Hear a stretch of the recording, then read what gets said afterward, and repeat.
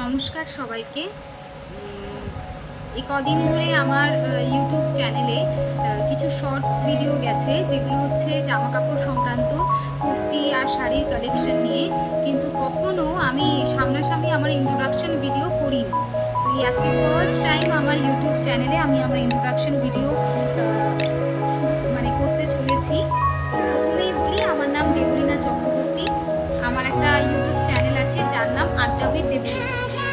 Daily lifestyle এখানটায় blogging করতে এখনই পারবো কিনা জানি না, তবে কিছু কিছু ভিডিও তুলে আপনাদের সাথে কিছু ক্লিপস, জীবনের সারাদিনের কিছু কী করছি না করছি এই সব কিছুই আপনাদের সাথে শেয়ার করবো।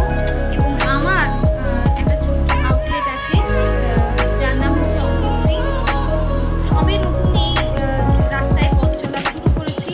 আপনাদের প্রত্যেকের সাথে থাকা এবং সাপোর্ট আমার ভীষণ পাথেয় এই রাস্তায় চলার জন্য। এবং কেমন লাগছে বলবেন। আমার এই কালেকশনগুলো অবশ্যই আপনাদের মতামত আমার কাছে ভীষণ গুরুত্বপূর্ণ। এবং আমি আজ থেকে কিছু কিছু ক্লিপসের মাধ্যমে, কিছু শর্টস ভিডিওর মাধ্যমে আপনাদের সাথে সারাদিনের কী কী করছি না করছি চেষ্টা করবো শেয়ার করার। যদি ভালো লেগে থাকে অবশ্যই লাইক, শেয়ার এবং কমেন্ট করে জানাবেন, এবং অবশ্যই আমার চ্যানেলটাকে সাবস্ক্রাইব করবেন। আজকের মতন এইটুকুই।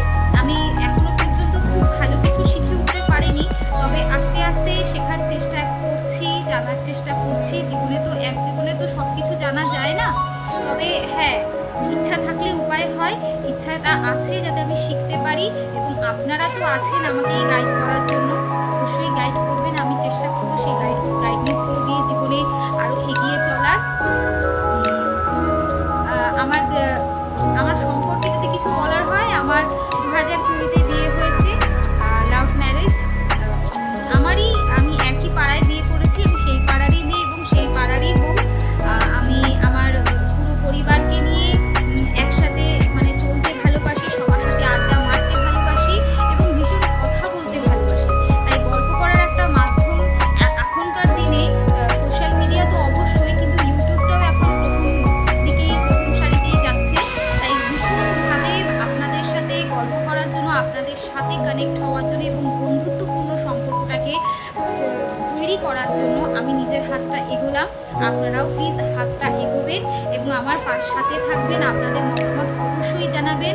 আমি ফার্স্ট টাইম শ্যুট করছি, নিজে প্রথম করছি। যদি কিছু ভুল ত্রুটি হয়ে থাকে অবশ্যই ক্ষমা দৃষ্টিতে দেখবেন।